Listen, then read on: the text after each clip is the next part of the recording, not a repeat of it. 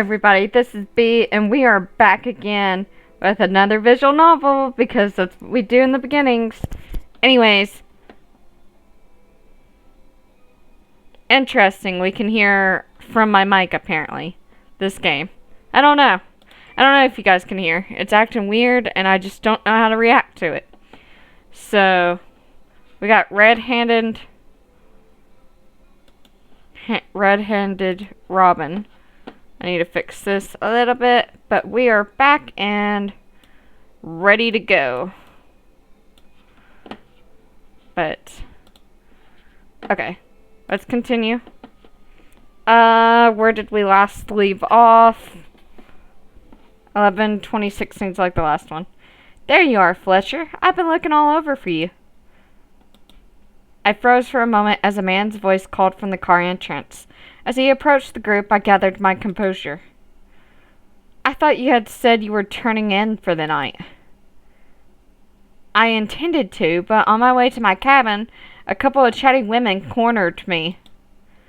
They treated me to a few drinks, and now I'm feeling sociable again. Welcome back, Detective. Detective? Previously slouching from disinterest, Jay sat up and suddenly tucked one arm inside his jacket. Do you intend to shoot him right here in front of everyone? This is going to be a delicate situation. Hello again, and I see some new faces as well. Ah yes, forgive me. Robin, Jay, this is Detective Wren. He's with the Zafri police. Police? This isn't good. Is he here for me? Does he know what we done? Wait, Wren? That's not the name of the boy I was thinking of. Could I be wrong? Wren smiled at me and offered his hand. My mind was abuzz with 1,000 thoughts, but I kept my expression politely neutral. How do you do? A pleasure to meet you, Detective. I shook his hand, which he then offered to Jay. Arm still in his jacket, Jay didn't reciprocate. Oh my god, why could I not say that? Instead he gave a stiff nod. Detective. Thankfully, Wren wasn't fazed. Still smiling, he nodded back and sat next to Fletcher. A detective. Of course he would become a detective. This was definitely the boy I remembered, but did he remember me too? Robin, huh? That's a pretty name. You know, in Gales, they say it's lucky to be named for a bird. Though, I've never found it to be particularly helpful myself. Maybe that's because it's not your real name. I could tell he knew I was lying. And he knew I knew he was lying. This was the same twinge of nostalgia that I felt on the platform. A long-forgotten feeling of rivalry that nothing else had been able to trigger. Had I been searching for that feeling this whole time? Corvids are considered especially lucky. Whoever gave you the name Jay must be quite fond of you. It made sense that Wren knew I was using a fake name, but could he know Jay was fake as well? You mean my parents? Yes, I'd assume they were fond of me. Wren laughed. It was as warm and genuine as I remembered. You're right. Bit of a silly thing to say, wasn't it? I suppose all parents are fond of their children. Anyway, pardon the intrusion. Please go back to whatever you were talking about before I rudely interrupted. Oh, we weren't talking about anything important. It was mostly just Mr. Rhodes and Robin flirting. Is that so? How lucky for you, Fletcher. I would have thought a woman as lovely as you would be spoken for by now. By now? What's he implying? I'm not that old. Detective, you wound me. I'm still very young. I don't intend to let any man tie me down just yet. That might have been a bad mistake on my end. Pardon me, my lady. I never meant to imply you were too old, only that you are quite beautiful. You must have men lining up for their chance to impress you. Do you think your flowery words will lower my guard? I won't be distracted so easily. After all, we've played this game before, haven't we, Detective? You're rather charming yourself, aren't you? I'm sure you have all the girls swooning over you. He laughed again. I'm afraid I've never had much luck with women. I'm not very good at saying no, so I usually end up getting trampled on. But enough about me. If I'm being honest, I assumed you and your friend Jay here were a couple. You seem to assume a lot of things. Jay glared at Ren as though he was trying to bore a hole through him with only his eyes. It was Fletcher who finally broke the tension. You'll have to forgive the detective. He has a bad habit of turning conversations into interrogations. I'm being rude, aren't I? My apologies. I'm inquisitive by nature, so I can get a bit overzealous at times. Fletcher took another sip of his drink. I do hope I wasn't out of bounds in speaking so candidly to you, Robin. It would be irrigatious to try and... I am butchering everything. I cannot read tonight. I'm sick and I can't read. And take something that already belonged to someone else. I tried not to show my displeasure at his phrasing, but it must have been apparent. Ah, I suppose the joke was in poor taste. You're not some man's property. I hope you'll forgive me. It's quite all right. You're forgiven. Well, let's not make the mistake again, shall we? Fletcher gave another slight smile and swirled the ice in his glass. He seemed to be finding this awkward conversation amusing. I'm sure Robin and Jay are just acquaintances. I can't imagine she would be so cold as to flirt with another man right in front of her lover. Actually, I've heard some men are into that. Robin, you said Jay was your bodyguard. How long have you two known each other? Quite a while. We've been together for quite some time now. Quite a while, you say. So you were acquaintances before you hired him, then? Uh-oh. Not long. We only met recently. I hired him just for this trip. It can be dangerous for women to traveling alone. I thought that was a mistake, but I wasn't sure. I was like, I told them it hasn't been that long, but I wanted to also just get brownie points with Jay, but that wasn't working. So we're gonna have to remember our lies. Okay, this is cool. It can be dangerous for a woman traveling alone, so he's accompanying me as protection. An excellent idea, if I do say so myself. It is the first train out of the country. I'd imagine there are a number of ill-intentioned people here.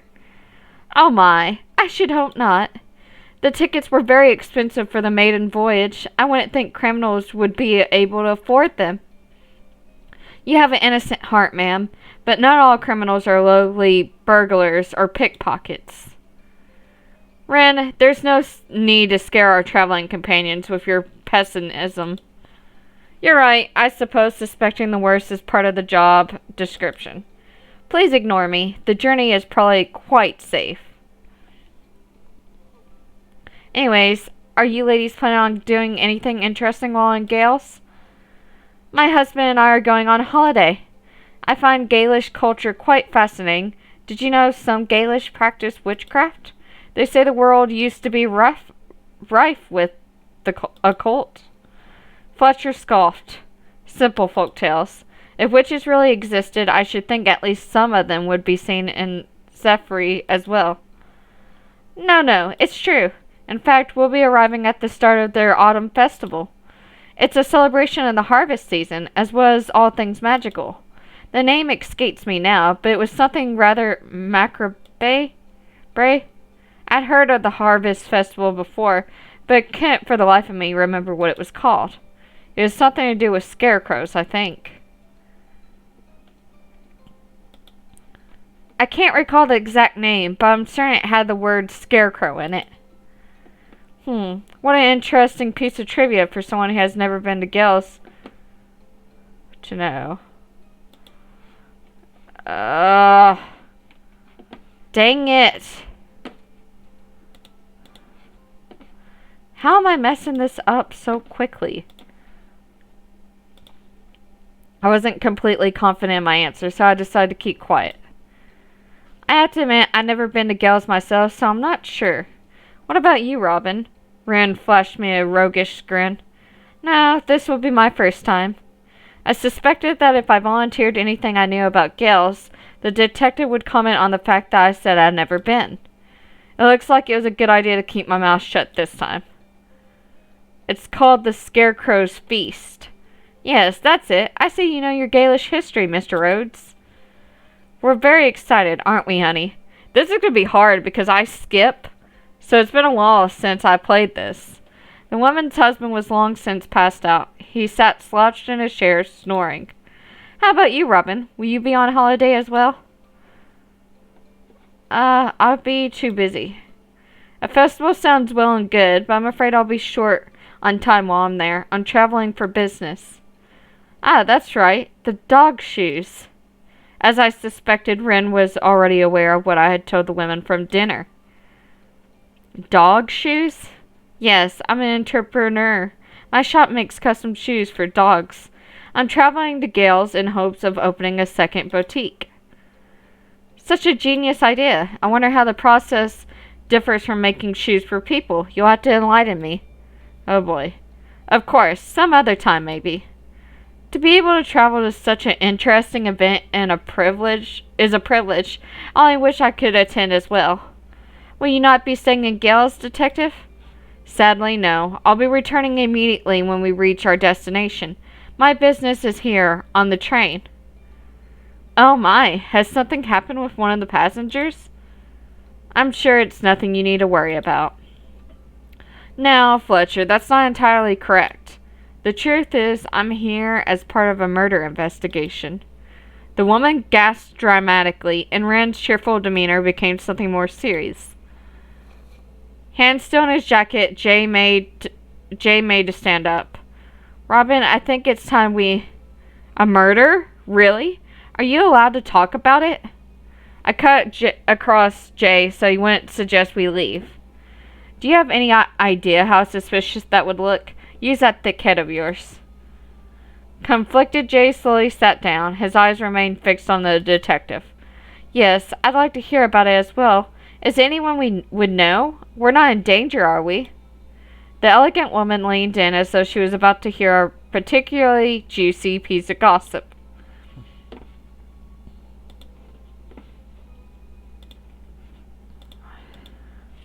Okay. Things getting real fast. Despite his earlier insistence, the detective was fear-mongering. Fletcher just seemed interested as well. Wren glanced around the car as though making sure no one was listening. And most of the other passengers had returned to their cabins by now, and only a few attendants remained. Have you heard of a man named Bertram Sullivan? All at once, the color and warmth drained from my body, and the room began to spin. I tightly gripped the arm of my chair and willed myself to focus. It would be the end if I passed out here. Keep it together. Why, yes, he's a famous jeweler. I do believe he's retired now, though. Actually, he's dead. He was found in his home just a few days ago. Beside me, I could practically feel Jay fighting with himself not to jump up and strangle the detective right then and there. How awful. He was rather old, though. Are you sure it was murder? Quite sure. Last I heard, gunshots weren't a symptom of aging. No, but they can be a symptom of a weak will. I heard through the grapevine that it's believed he committed suicide. That is the leading theory, yes, but Mr. Sullivan was an extremely wealthy and, dare I say, notorious man. I think there are many people who would want him dead. Notorious? In what way? I always heard good things about him. Yes, to the general public, Mr. Sullivan appeared to be a well-meaning and private, however.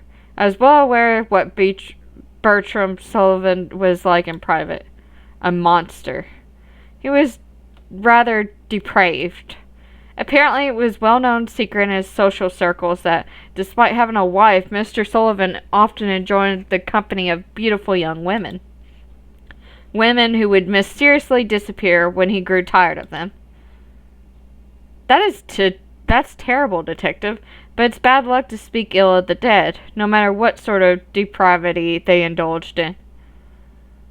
Maybe so, but as I said before, my luck has never been great to begin with. As a man of the law, I can't abide such disgusting behavior. Yet here you are, investigating his murder. Tell me, Detective, if you find him so reprehensible, why even bother? Rand arched his brows and gave me a sly smile. Are you suggesting, my lady, that I should ignore such a tantalizing puzzle because of my personal feelings for those involved? Personal feelings, eh? If Mr. Sullivan is as bad as you say, then perhaps your efforts would be better spent elsewhere. Aren't there more important things you could be devoting your time to? I'd like to think I'm more complicated than that. Maybe that's why I enjoyed tormenting you so much. It's no fun when everyone lets you do as you please. Mr. Sullivan was a vile man, but whoever killed him committed a crime as well, and they did so knowing the police would come looking for them. As a detective, I'm constantly at odds with criminals I pursue, and I don't like losing. Letting this case go cold just because its victim was a terrible person would be the same as conceding defeat. You speak as though you see all this as a game. Oh, I most certainly do. One I intend to win. And if the criminal wins? He thought for a moment. Then I suppose they deserve their freedom. Everyone was stunned. No one commits a crime without reason. If they're able to beat me at my own game, maybe they were in the right after all. That's not very moral, Detective. No, but it's fair, wouldn't you say? The question was posed to the group at large, but Rand's eyes were on me alone. Okay. I feel like I'm gonna mess up. But we're playing as a lady, so that's not justice. If this was some kind of trap, I wasn't going to fall for it. Rules exist for a reason, Detective. They're there to protect us. If you're saying that anyone should be able to do as they please, as long as they can get away with it, I'd have to say that's not justice. Smirking, Rand leaned forward and made a show of carefully considering my words. Is that so? I agree with Robin. If you ask me, I'd say you rather depraved yourself, Detective. I suppose you're right, though I've never claimed to be completely innocent. Rand laughed, and when he spoke again, he was back to his congenial self. What an opinionated group. I'm glad I decided not to turn in earlier. After all. That was all wonderfully melodramatic, Detective, but what does it have to do with you being on the train? Oh, right, the most important part. According to those close to him, Mr. Sullivan was in possession of Whirlwind Express ticket. Apparently he was planning on transporting some pieces of his personal jewelry collection to Gale's, possibly to sell. We couldn't find either the ticket or the intended pieces when we investigated his home. Uh-oh. Jay and I shared the slightest of glances. How do they know about the jewels? If that's true, then I should think it would be very easy to find the culprit. You could simply check the passenger list against the current passengers, and whoever is out of place is the murderer. That would be a brilliant idea, except there is no such list. The train's benefactor made it so the passengers are able to remain anonymous. I suppose he wanted to protect the privacy of his patrons. Perhaps you could search each passenger's luggage for the missing jewelry pieces. If only we could. It would be violating Zephyri's privacy laws to do so without just cause. However, if someone was especially suspicious, say I kept catching them in lies, I have the authority to search them then. So that's how it is. It sounds like you have your work cut out for you then, Detective. I can't believe the Zephyr police are plagued by so much red tape. Many of my colleagues would agree with you, but I personally don't mind. All gangs have their own rules. Anyways, I hope you ladies will stay safe. Please try not to associate with anyone who seems particularly suspicious. As he glanced around the room, his eyes lingered for just a second too long on Jay. Quick break in eye contact, Ren stood up and stretched. And now, I'm afraid I've socialized half to death. I think I'll turn in for the night. He turned to me and gave me a nervous smile. Starting such a dark conversation right after meeting, I must have scared you ladies. I hope we can still be friends. We could be friends. I stood as well. Now that I was so close to him, it was obvious how much he had grown since I last seen him. If I said you didn't scare me, I feel like he would be suspicious. Have you always been this handsome? Perhaps I wasn't old enough to notice before. I offered my hand, which he gladly took. We never stopped being friends, detective. For a moment he looked genuinely overjoyed. His grip on my hand tightened ever so slightly. I am happy to hear you say that. You know, detective, I'm quite fond of games myself. Is that so? Mm-hmm. I nodded and leaned in close, whispering in his ear. And I don't like to lose either. My breath tickled his neck, causing him to shiver. Maybe if you're feeling stuck, the two of us could discuss this puzzle of yours together. 2 heads are better than 1, as they say. Perhaps I'll take you up on that. Good night, Ren. Good night, Robin. That felt bad. I let go of his hand and headed for the door. Jay followed close behind me. When we were finally out of the car, I gasped for air. My entire body was buzzing with electricity. A fucking detective? What are we gonna do? Not here. Wait till we're in the cabin. I tried to walk, but it was though my legs weren't listening. I stumbled and Jay quickly caught me by the arm. Careful, you idiot. He must have been worried because his name-calling lacked in its usual bite. He put his arm around my shoulder and helped support my weight as we quickly headed back to the cabin. We walked in silence, but my mind was swarming with thoughts. So it's a game you want? Well, allow me to oblige. But I hope you remember, Ren, that I have never once lost to you.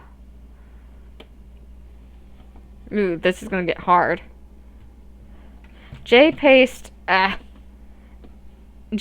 when he was nervous, and after everything that had happened today, how could he not be? As he walked, tracing a line from the edge of the bed to the opposite wall, he tried to remember every detail of the evening's events. Should he miss something important, make one misstep, everything could come crashing down. Some of the attendants are more than just security, I'm sure of it. Are they police in disguise? And that fucking detective, what are the odds someone would recognize Robin? Does he know me as well? He paused briefly and glanced over at her, curled up in the bed. They had only been together a short while, but it was long enough to know she could fall asleep at nearly the drop of a hat. He listened to her soft, gentle breathing, and it calmed him a bit. How can you sleep in a situation like this? I don't understand you. It seemed like her detective did, though. Jay could only watch as the two of them carefully navigated their conversation, like rivals playing a game of chess. He'd never been much good at conversation himself. Robin probably found it a relief to finally have someone else to talk to, even if they were trying to convict her of murder. How many times today did she tell him to leave? It was clear she didn't feel like she needed his protection, or his company. Why am I following you around anyway? What reason did I have to throw my entire life away for you? Because you were pretty? Because you were funny and kind? Am I that much of an idiot? He already knew he was. His mother had made him acutely aware of his weakness, and she had taken every opportunity to punish him for it. You're far too trusting. That won't do in our line of work. The next time I find you've made another friend, I'll have you do the deed yourself. Her words echoed in his head. Even as an adult, the thought of her wrath caused him great distress. I'm pathetic. Robin had called him some lost puppy. He supposed that was true. He had burned his bridges when he helped kill a client to protect her. He had nowhere else to go now. His mind wandered to their playful banter this morning, to the sour face she made when she took a sip of his drink he made. He had wanted to kiss her then, to feel her warmth pressed against him and run his fingers through her soft hair, to hold her close and never let her go. But he didn't, and now it was probably too late. It didn't matter. He planned on parting ways with her when they reached Scales anyway. He didn't deserve to continue putting her in danger. He crossed the room once more, but this time stopped before turning around. That scared me. Gently, so as not to wake her, he sat on the edge of the bed. As he watched her sleep, the argument they had that evening played over in his mind. Are you crazy? He clearly knows what we've done. We have to stay in the cabin now. We can't continue to give him ammunition against us. I told you he may suspect us, but he doesn't have any proof. If he did, he'd arrested us on the platform. He thinks Sullivan deserved what he got. He was practically inviting us to try and get away with this.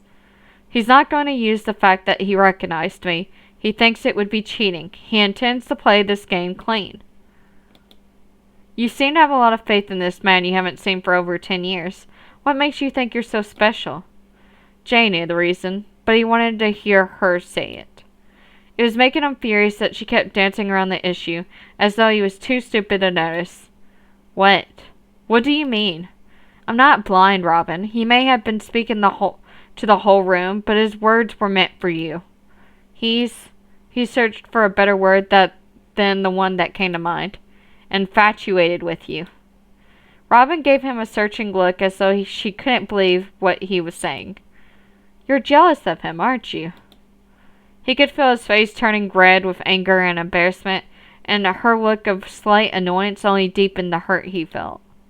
Jay, he didn't want to hear her rejection. If you trust him so much, maybe you should go sleep in his bed. Let him protect you. You're nothing but trouble anyway. The words spilled out before he could stop them, and he hated himself for it. I'm pathetic. She stood there staring at him, dumbfounded. You really are an idiot. She hadn't spoken to him the rest of the evening. Eventually she fell asleep, and Jay was left alone with his thoughts. He sat there on the bed with her sleeping peacefully beside him, and cursed himself for his childishness. Why did I say that? There wasn't much time left before they could part ways, and he had ruined any affection she may have held for him. As he stewed in his self-pity, he felt a gentle tug on his arm. He turned to see Robin, still asleep, had grabbed the hem of his shirt. He could hear her mumbling softly. She must be dreaming. He leaned down to see if he could make out what she was saying. Shay? She was calling his name, and not the made-up one she gave him while they fled the country. His real name. He put his head in his free hand, allowing her to cling to the other. For the first time in days, his mind was clear. He knew what he was going to do now. Until this train stopped, he was going to protect her, no matter what. He'd even kill her precious detective if he had to. Part 2. Dun dun dun dun.